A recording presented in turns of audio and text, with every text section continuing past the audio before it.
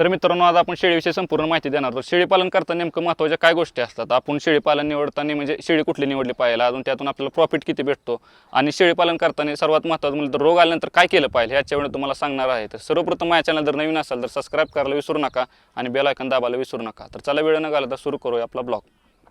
तर आज आपल्यावर याशीन खान आहेत. नमस्कार. नमस्कार सर. तुमचं सर्वात प्रथम सांगायचं तर तुमचं थोडक्यात परिचय द्या.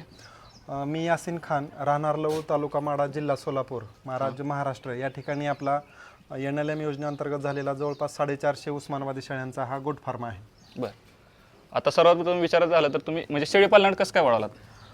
शेळीपालनाकडे वळायचं म्हटलं तर सर आम्ही कोरोनामध्ये वळालेलो आहे ह्याच्यामध्ये, म्हणजे 2021मध्ये ज्यावेळेस कोरोनाच्या कालावधीमध्ये म्हणजे शेतीपूरक सर्व जे व्यवसाय आहेत, म्हणजे दुधाचा व्यवसाय पण आहे आमचा, तर त्यावेळेस 15-16 रुपयावरती दुधाचे रेट आले होते, किंवा शेतामध्ये जे पण पिकं होती त्यांचे सगळे भाजीपाला वगैरे सगळ्यांचे रेट डाऊन झालेले होते.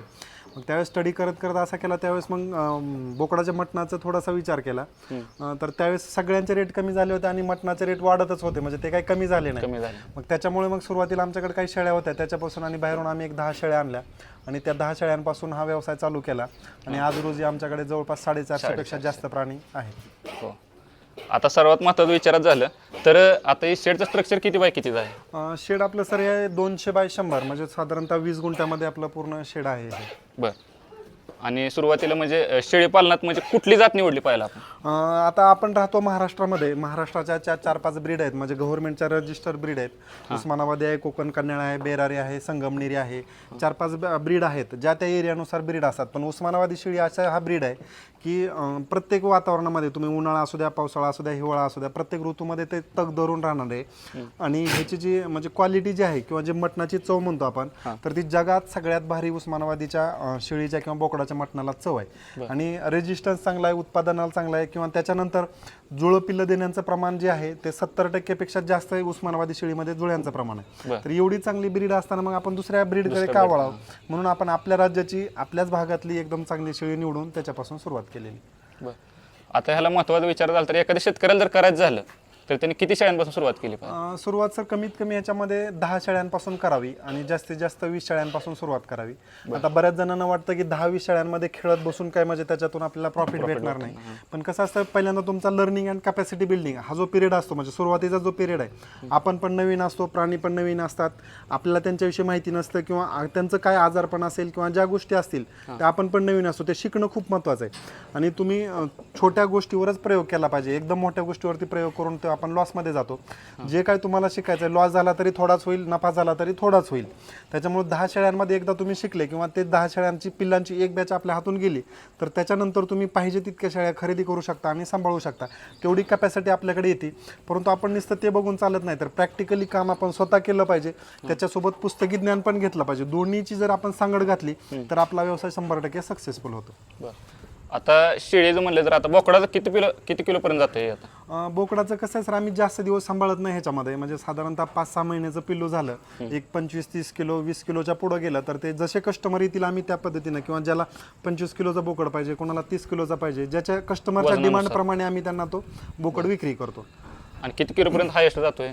हायेस्ट आपण वर्षभर जर सांभाळला, आता आमच्याकडे मागच्या वर्षी आम्ही बकरी ईदला विकलेत आताच पाठीमागं, तर सगळ्यात मोठा बोकड आमचा 85 किलोचा होता. असं नाही की म्हणजे वजन वाढ भेटत नाही किंवा काय नाही, आपल्याकडे त्याची क्वालिटी कशी आहे, आपण त्याला खायला प्यायला काय देतो ह्याच्यावरती त्यांची वजन वाढ ठरलेली असते. बरं, आता सध्या जर विचारायचं झालं तर रोग ह्याला नेमकं कोणता येतं? रोगामध्ये रोग भरपूर आहे. तसा जर विचार केला तर म्हणजे माणसामध्ये पण अनेक आजार आले आहेत. आता कोरोना कोणाला माहिती नव्हता, तो पण आजार आलेला आहे. गायींमध्ये लंपी सारखा आजार नवीनच आलेला आहे. म्हणजे नवीन चॅलेंजेस भरपूर येतात त्याच्यामध्ये. पण आजार कमी करणं हा सगळ्यात महत्त्वाचा. आजार 100 असू द्या, तो आपल्यापर्यंत आलाच नाही तर त्या विषयाचं काय आपल्याला येत नाही. त्याच्यासाठी काय करायला पाहिजे, आपला फार्म आयसोलेटेड असला पाहिजे, किंवा आपल्या शेळ्या दुसऱ्यांच्या शेळ्यामध्ये मिक्स नाही झाल्या पाहिजे, किंवा आपण बाजारात जाणं, तिथून खरेदी करणं, किंवा तुम्ही विक्रीला बाजारात जाणं, व्यापारी तुमच्या शेडवरती येणं, ह्या जर गोष्टी तुम्ही कमी केल्या तर तुमचे ऑटोमॅटिक आजार कमी होतात. आणि जर एखादा आजार येतच असेल तर त्याच्यासाठी लसीकरण आहेत.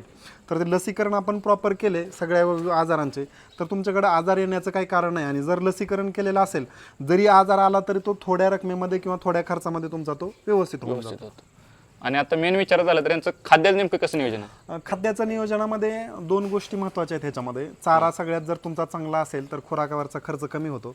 आम्ही एकदलवर्गीय आणि द्विदलवर्गीय असे दोन प्रकारचे चारे वापरतो. एकदलवर्गीयमध्ये आमची मका असते, द्विदलवर्गीयमध्ये दशरथ घास असतो, त्याच्यासोबत आमचा एकदलवर्गीयमध्ये कडोळ पण असते. म्हणजे असे 2-3 प्रकारचे चारे वापरतो आपण. सर्व मिश्र करून. मिश्र करून, कारण क्वांटिटी जास्त आहे, सगळ्यांचे लाड पुरवता येत नाही. 10-20 प्रकारचा आम्हाला चारा लावणं शक्य होत नाही किंवा ते देणं पण शक्य नाही.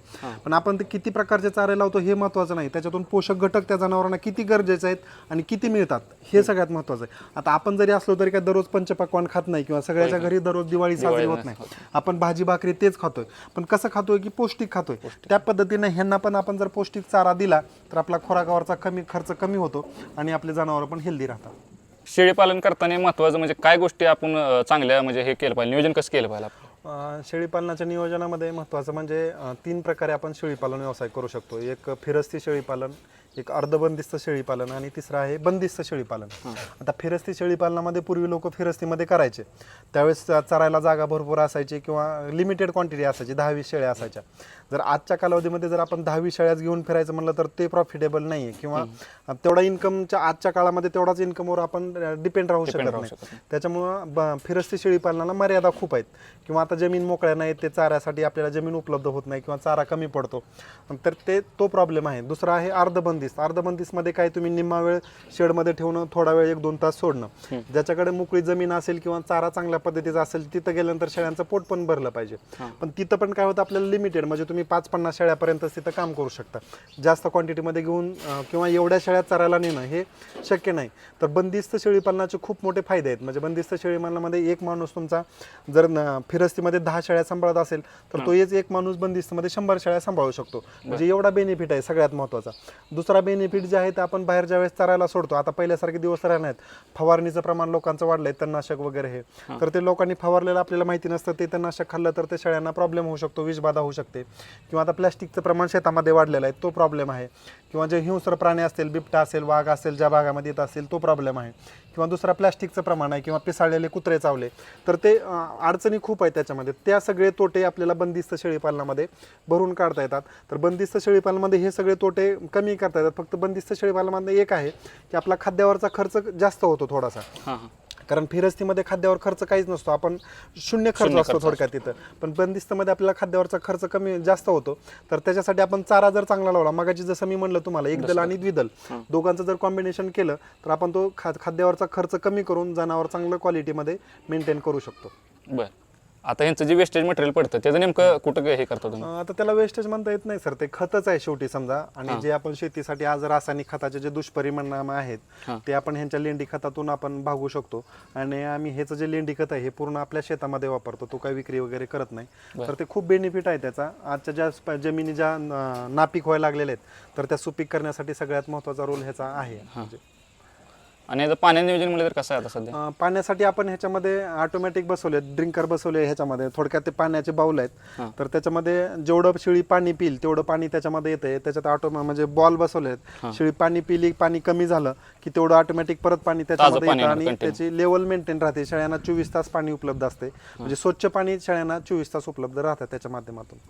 आणि मेन विचार झाला तर डेली शेड्यूल तुमचं कसं चालतं दिवसभर? शेड्यूलचं सर ह्याच्यामध्ये असं काही एवढं म्हणजे तंतोतंत एवढं केलंच पाहिजे असं काही नाही. म्हणजे सकाळी आपलं महत्त्वाचं काम ह्याच्यामध्ये पिल्लं पाजण्याचं आहे. शेळ्यांच्या पिल्लांना दूध पाजणं झालं, त्याच्यानंतर ह्यांना पिल्लांना खुराक टाकणे आणि शेळ्यांना वैरण टाकणे, हे काम झालं की आमचं ह्याच्यामध्ये बाकीचं काम आम्ही काय ठेवलेलं नाही. म्हणजे कंपार्टमेंट केलेलं आहेत. आमचं 1 महिन्याच्या पिल्लांचं कंपार्टमेंट वेगळं आहे, 2 महिन्याचं, 3 महिन्याचं, 4 महिन्याचं, 6 महिन्याचं. गाभण शेळ्यांचा कप्पा वेगळा आहे, विलेल्या शेळ्यांचा कप्पा वेगळा आहे. सगळे कंपार्टमेंट आपण वेगवेगळे केलेत.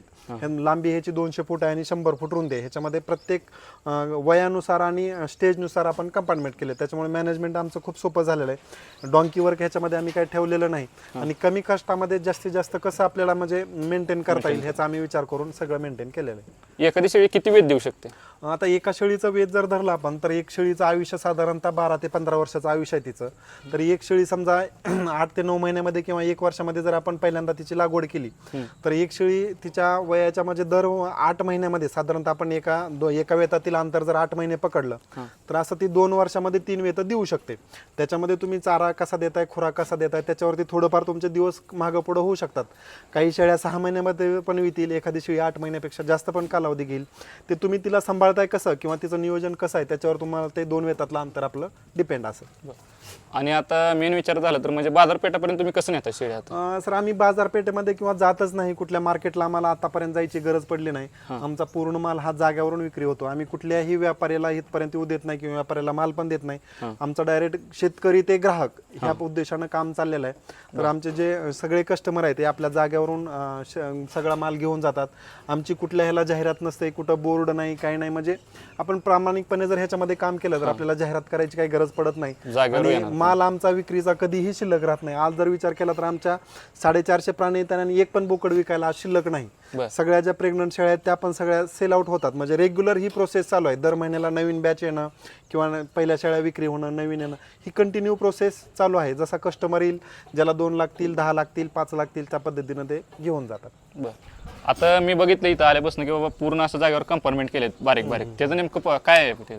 कंपार्टमेंट मग मी जसं सांगितलं की आपण वयानुसार सगळ्यांचे मॅनेजमेंट करतोय. समजा 1 महिन्याचे पिल्लं असतील तर त्या पिल्लामध्ये जर आपण 6 महिन्याचं पिल्लू मिक्स केलं तर ते लहान पिल्लांना मारतं. किंवा त्याचा जो खाण्याचा स्पीड आहे मोठ्या पिल्लांचा हा जास्त असतो, लहानांचा स्पीड कमी असतो. तर मोठं आपण खुराक टाकला तर ते मोठं पिल्लू खाऊन घेतं, लहानाला भेटत नाही. किंवा दुसरं जर आपण समजा विलेल्या शेळ्यांमध्ये गाभण शेळी टाकली तर विलेल्या शेळ्या थोड्या अग्रेसिव्ह असतात किंवा त्या रिकाम्या असतात. मग ते मारणार गाभण शेळीला आणि गाभण शेळी एकदम शांत झालेली असते, तिचा स्वभाव एकदम शांत असतो शेवटच्या कालावधीमध्ये. जर त्या शेळीला दुसऱ्या शेळ्यांनी मारलं तर ती गाभडण्याची पण शक्यता असते किंवा ते पिल्लं फेकून देणार, मग ते गाभडणार, तो पुढचा आपल्याला लॉस होतो. तर ह्या सगळ्या गोष्टी आपल्याला तोटे, शेळीपालनाचे जे तोटे लोकांचे होतात किंवा जे शेळीपालन बंद पडतात, तर ह्याच्यातलं हे एक कारण आहे त्याच्यामध्ये. तर आपण जर वयानुसार कंपार्टमेंट केलं की 1 महिन्याची पिल्लं सेपरेट, 2 महिन्याची, 3 महिन्याची सेपरेट, आणि आम्ही 3 महिन्यानंतर काय करतो की 3 महिन्यानंतरचे जे बोकड आणि पाटी असतील ते बोकड पाटींपासून सेपरेट करतो. म्हणजे बोकडांचा सेपरेट कंपार्टमेंट असतो. आणि 3 महिन्यांच्या पुढच्या पाटींमध्ये आम्ही बोकड बिलकुल ठेवत नाही. कधीपर्यंत ठेवत नाही तर ज्यापर्यंत आपल्याला ती शेळी ब्रीडिंगला घ्यायची नाही किंवा लागवडीला घ्यायची नाही तोपर्यंत आम्ही त्याच्यामध्ये बोकड ठेवत नाही. ज्यावेळेस आपल्याला त्या शेळ्या 25-30 किलोच्या होतात त्यावेळेस आपण त्याला लागवडीमध्ये त्याच वेळेस बोकड सोडतो, तोपर्यंत त्याच्यामध्ये बोकड सोडत नाही. आता हे का करतो आपण, तर ती पाट एखादी कमी वयात नाही लागली पाहिजे. म्हणजे तिचं एकदम मॅच्युअर झाली पाहिजे, वयचं व्यवस्थित झालं पाहिजे, तिचं वजन चांगलं झालं पाहिजे.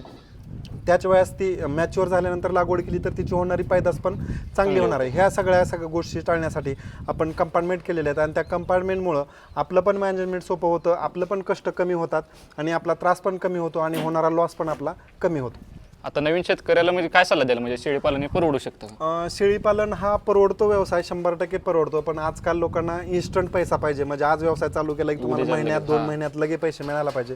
शेळीपालनामध्ये तुम्हाला 1 ते 2 वर्ष प्रॉफिट भेटत नाही. ज्याच्याकडे संयम असेल 10 शेळ्यांपासून सुरुवात करा, 20 शेळ्यांपासून सुरुवात करा. एखाद वर्ष तुम्ही संयम बाळगा.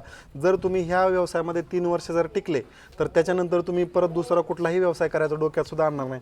परंतु 3 वर्ष हे 1 आणि 2 दिवसाचं नाही मित्रांनो. म्हणजे ते थोडंसं कठीण कालावधी आहे. पण तेवढा जर आपण संयम ठेवला तर 100% आपण त्या व्यवसायामध्ये तग धरू शकतो. आता आमच्या व्यवसायाला 5 वर्ष पूर्ण झालेले आहेत. आम्हाला NLM योजनेअंतर्गत आम्ही हा प्रोजेक्ट पण केलेला आहे. आम्ही सबसिडी पण घेतलेली आहे. म्हणजे शासन ह्या व्यवसायासाठी सबसिडी पण द्यायला तयार आहे. फक्त आपण कोणत्या पद्धतीनं तयार करतो किंवा आपण फक्त सबसिडीसाठी काम न करता व्यवसाय म्हणून ह्या व्यवसायाकडे बघितलं पाहिजे आणि ह्या व्यवसायामध्ये आपण टिकलं पाहिजे. आज रोजी आम्ही 5 वर्ष पूर्ण झाले, 10 शेळ्यांपासून सुरुवात केलेली. आज रोजी जवळपास 450 पेक्षा जास्त प्राणी आमच्याकडे आहेत. तर मित्रांनो, तुम्हाला माहिती कशी वाटली तेवढं कमेंट बॉक्समध्ये नक्की सांगा. तर धन्यवाद. धन्यवाद.